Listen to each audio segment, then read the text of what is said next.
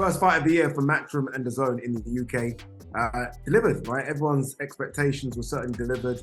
And Mauricio Lara in the end getting what some are calling a controversial victory because of Ben Davison throwing in the tail. Eddie Hearn joins us now to discuss it. Eddie, before we talk about the fight and how it played out and Dalton Smith and Gary Cully, Leigh Wood first. Have you spoken to him? How is he? Yeah, I was with him last night for a while in the change room. Really devastated, to be honest. I mean, you know, for many reasons, obviously lost his world title, which he'd worked so hard to win. Lost a fight that many believed he was a bit silly for taking, but saw something in Mauricio Lara that he believed he could defeat. And because he was up in the fight and really comfortable, you know. And it was just, I kind of feel like at that stage of the fight, it was going to take not even a mistake, but just a slight gamble or a little bit of complacency. And the last thing you want to do is trade up left hooks with Mauricio Lara. And he started to think that he could stop Mauricio Lara. And I think he could have. And it was just the ultimate downfall because Lara, it's funny, you know, a couple of seconds before that, I was thinking, Lara looks like he's lost his power here. You know, he looks really tired and flat. And then it was a huge left hook and, you know, changed everything.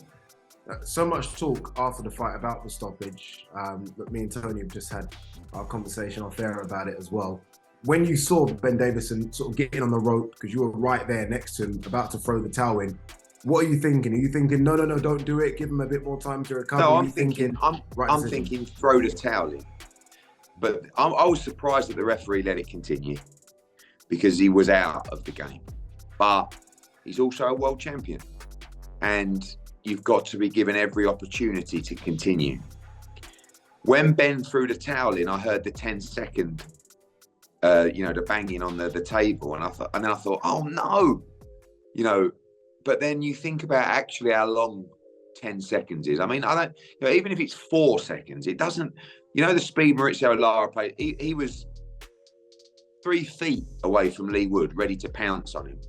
There is no way he wouldn't have landed a clean shot on Leigh Wood in those 8 or 9 seconds, because Leigh wasn't in a position to hold or defend himself or counter or anything. He would have received at least 1 clean shot after that. And the reality is, it would have only taken a clean jab to put him back over. And a clean shot from Mauricio Lara means that Leigh Wood might not leave that ring on his feet. And also, his career might be over. I get you there, but I get you there, but he was in a position to push Ben Davison off and tell him no. But everybody does. When you got stopped, your reaction always was the same thing. You know, when you got stopped against Stevenson, you couldn't even make 12 stone 7. You were like half unconscious, but pushing people off. When you got up against Usyk, you wanted to continue. You didn't it's just every fighter does that. I do agree. And I'll tell you something, and this is something for young fighters. And he reminds me a little bit, Lee, of Carl Froch in this respect. He is so fit and conditioned that his power of recovery is unbelievable. If you look in the second round, he got tagged by a shot. He wasn't out, but he was like, his legs had gone. And it only took him 5 seconds or so to recover. The same in the Conlan fight. That was such a heavy knockdown. He was lucky that was the end of the round. But he came out for the second round, his legs were back. And when he got up, and he did get up too quickly last night as well, he was gone. But by the time the referee gave him the count, I do agree with you. You know, he had recovered some of his stability. But the problem is it's Mauricio Lara. Do you know what I mean? It's not Conlan or it's not Warrington or I don't know. 10 seconds, Ed. But I think at the same time, I mean, I think the bigger criticism is and I don't know this, but did Ben know there was 10 seconds left? And I think probably the answer is no. And would it have changed his decision, you know? Because it all happened so quickly. You know, you go down, he's not looking at the clock at that moment, gets up 3 seconds later. You really don't get a chance to look up and say, hang on a minute, let me just check Oh, yeah, no, hang on. Yeah, there's 10 seconds left, but you know what? Don't you think, though, that he knew he was going to get hit coming into this fight? I mean, Ben chose Mauricio Lara. There's no two ways about that. Do you not think he must have, and he well anticipated Leigh getting hit in this fight, because he's been hit numerous times in numerous fights off lesser punches than Mauricio Lara. So how have you not anticipated him getting hit and this happening? And then when it does happen and what you've anticipated comes to fruition, you go, no, that's got to stop. Yeah, but I don't think. But then when you do get hurt and you see your guy potentially indefensible at that moment, to like, you know, you have to make a call there as well. Like, I don't think you can just say, oh, well, we signed up for this. You're probably going to get rendered unconscious here, but hopefully you'll be all right, so carry on. You know, I don't know. I understand. Ultimately, Lara could have attacked him, swung wildly, and Leigh could have grabbed him, and then that would have been the end of the round. And there is a chance that he could have recovered. Now, I have to be honest, from that knockdown against Mauricio Lara, I do not believe he could have won that fight from that position and come back in the fight. I just don't. Not against Lara. I agree against other fighters, but just not against Lara. We'll never know. So I don't think, I think... The beauty of boxing. But like all things, you have to react how it feels right at that moment.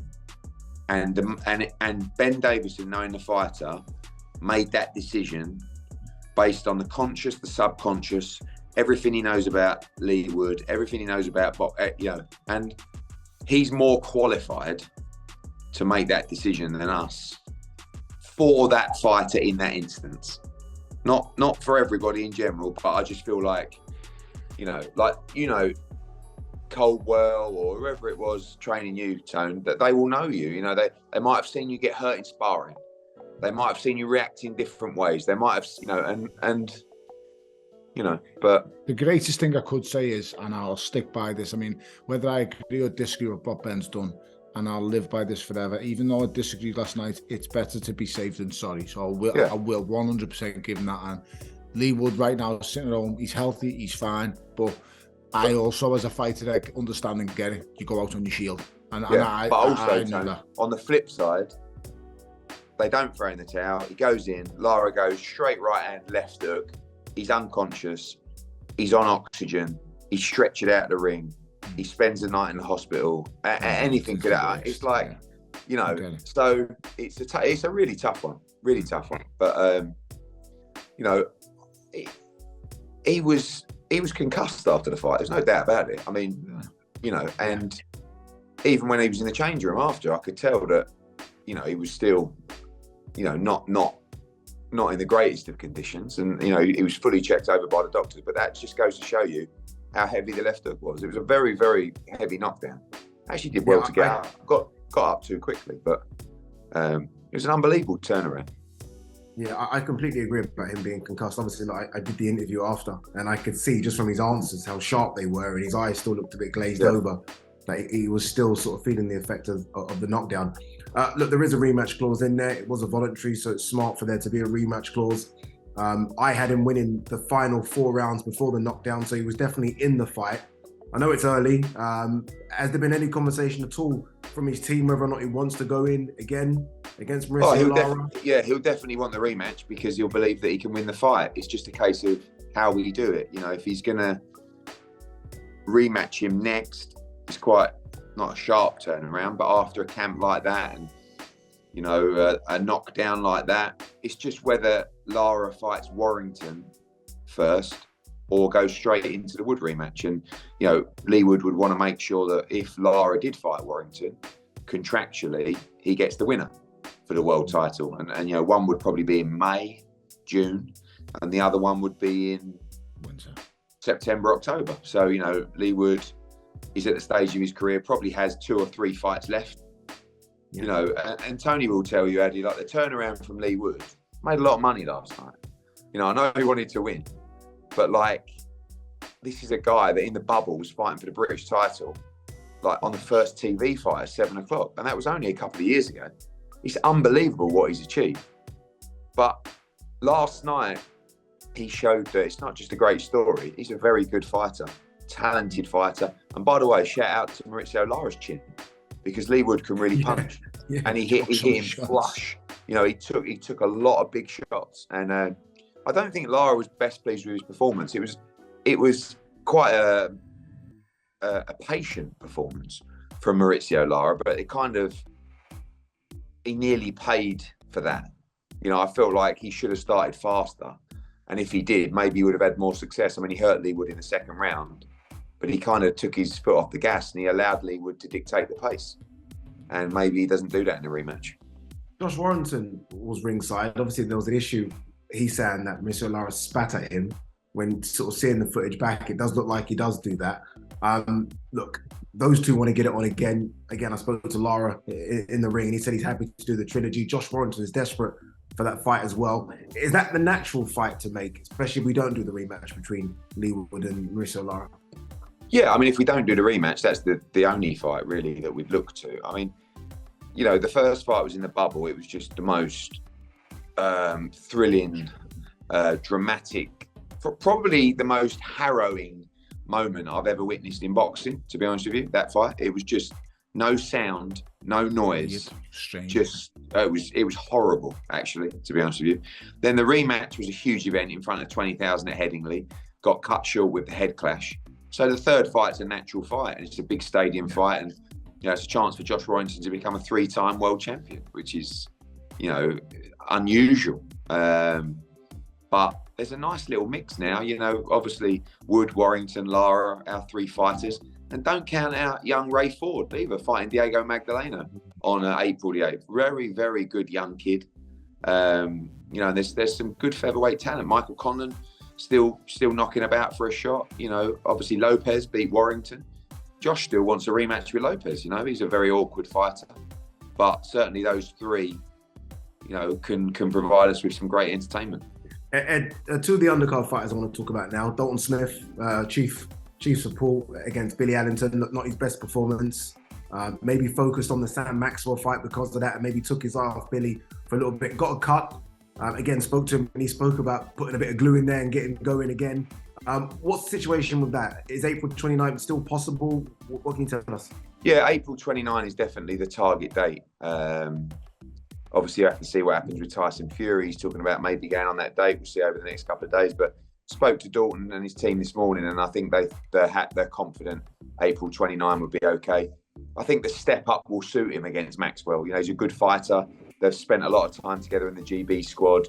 And no disrespect to Billy Allington and Casey Benjamin, but they are a level below Dalton Smith. And I think, and Allington did great. You know, I mean, he survived the back end of the fight, but he took a lot of punishment.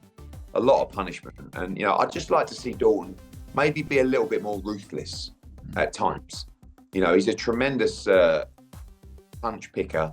He has great speed as well, but I would like him to try and go through those guys at that level. But it is difficult when you're facing those guys who come in, step up, you know, they're giving it everything. And sometimes they come to survive a little bit as the fight gets very tough. Not because they don't have heart, just because they realise they don't quite have the ability to mix at that level. But I thought Allington did great. And Eddie, what about Gary Cully? One of the most exciting lightweights, I think it's fair to say, in Europe at the moment. What next for him? What do you think he can do? Yeah, I mean, I was talking to my old man about Gary Cully earlier. He's a massive Gary Cully fan. He's like, oh, this kid is horrible. I mean, he's 6'3", southpaw that can punch. You know, huge reach, huge levers. But now we're going to see, because he's been banging everybody out at not really even fringe world level, kind of like domestic stroke European level. And now we're going to see him step up. I mean, when we talk about Maxi Hughes, Jorge Linares, Angel Fierro, these are massive jumps in class versus the opposition that he's facing. But people have been telling me about Gary Cully for a long time. And I think he's a talent. I really do. He's someone who can punch. I think he's dangerous, but ultimately you'll find out at the levels go on. It's all well and good doing it at this level. I do rate him. The thing that impresses me the most about Gary Cully is he's not even trying. Like, he's not loading up looking for big shots. And He's not. It's not where a fight where you see him going, I'm putting everything into the punch. He literally just turns the shot over, and these guys are falling like flies. But as I said, as these levels go up, people come prepared. People do the homework on you, and they study and they get ready for you with a style that's going to make it really hard for you. And he's yet to come across someone like that. So I look forward to seeing him in the future. He's someone I rate, and he's someone who excites me. No, fantastic fighter. Eddie, just before we let you go, any further update on the Conor Benn situation regarding this ruling from the WBC? Obviously, fight fans and Conor Benn himself desperate. Yeah, I mean, it's the most frustrating thing. I mean, Conor Benn is losing his mind. You know, he's messaging me every day. I don't have the answers. I mean, I've not even been involved with the case with the WBC. That's Conor and the lawyers, but he can't seem to understand why the extra delay. You know, we were told a couple of weeks ago now, decision was imminent, and we believe that'll be a positive one. But until it is, it's all irrelevant. So we don't know what the hold-up is. You know, they were provided with the information at the beginning of December. We know they came back with some information, but it's March next week. You know, and it's nearly a year since the test. Yeah. So everyone keeps saying, yeah, it's fine. Conor Benn can fight now. But we don't want to fight now. We want the hearing result so people can be happy that we've gone through the process. But sooner or later, he's going to fight. And he's raring to go. He's in a gym, and we just wait on the decision from the WBC. Cheers, Ed. Thanks for joining us. Cheers, boys. Take care. Thanks, mate. See you after a lot.